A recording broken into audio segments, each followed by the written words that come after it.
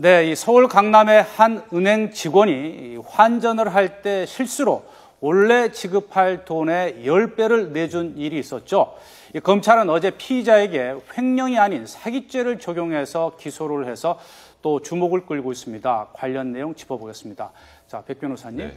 이게 당시에도 참 화제가 됐었는데요. 10배나 많은 금액을 이제 나는 모르고 받았다. 이렇게 해서 이제 당초에는 횡령죄를 적용하려다가 이번에는 사기죄를 검찰이 적용해서 기소를 했습니다. 어떻게 이게 바뀌게 된 겁니까? 그러니까 쉽게 말해서 그 당시에 100불짜리 60장을 달라라고 해서 현금을 줬는데 1000불짜리를 준 거예요, 은행 직원이. 그러니까 그 차이가 한 5,500만 원 정도가 됐었거든요. 네. 그러니까 일단 최초에는 이 사람은 나는 그때 봉투도 열어본 적이 없었고 전혀 몰랐다.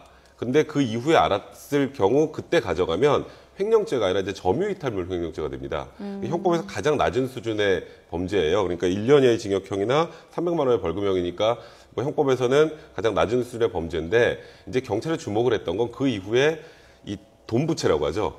돈을 이렇게 쫙 펼쳐 보인 그런 영상을 찍었던 걸 지웠던 자국까지도 이제 검찰에서 어느 정도 확인을 했고 그러니까 애시당초 처음에 환전을 받은 순간부터 알았다는 거예요. 그게 알았으면 당연히 내가 너무 많이 받았습니다라는 이 사실을 알려줘야 될 의무가 있는데 그 의무를 이행하지 않았기 때문에 이거는 처음부터 알고서도 가져간 것이다. 그래서 결국 사기죄를 적용하게 된 거죠. 이번 사건 같은 경우는 이제 은행 창구라는 어떤 통로가 있었는데 사실 이 사건을 보면서 뭐 공개적으로 말은 하지 못하지만 지나다가 뭐 돈을 몇천 원이건 몇만 원이건 주운 경우도 사실 있을 것 같고요. 이런 경우 어떻습니까? 공돈이라고 우리가 표현할 수 있을 텐데 써도 되는 건가요?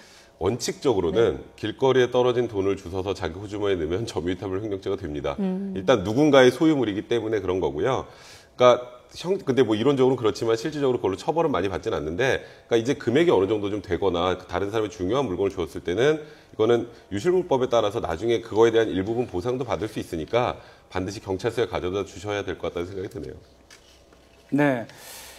횡령죄보다는 이제 사기죄가 훨씬 그 처벌 수위가 더 높은 거죠? 네, 아까 말씀드렸던 점유이탈물 횡령죄가 1년 이하의 징역형, 300만 원의 벌금형인데 사기죄로 처벌을 받게 되면 10년 이하의 징역형이나 1000만 원 이하의 벌금형이 처해지게 되니까요. 거의 10배 정도 수준으로 중한죄라고 보시면 됩니다. 네. 그리고 이제 은행 측에서는 이 피해 금액을 다 돌려받을 수 있을까요? 그러니까 지금 제 생각엔 형사 이 소송 과정에서 재판 과정에서 합의를 통해서 돌려받을 수 있을 가능성이 높을 것 같고요.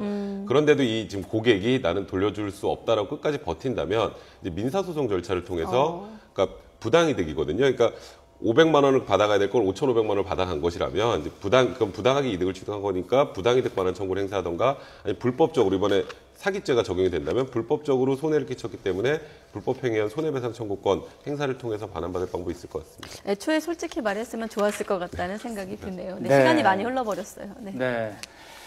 이 공짜로 얻은 돈이라든지 받은 돈 쉽게 가졌다가는 이 처벌받을 수 있다는 또 이런 교훈을 남기는 것 같습니다.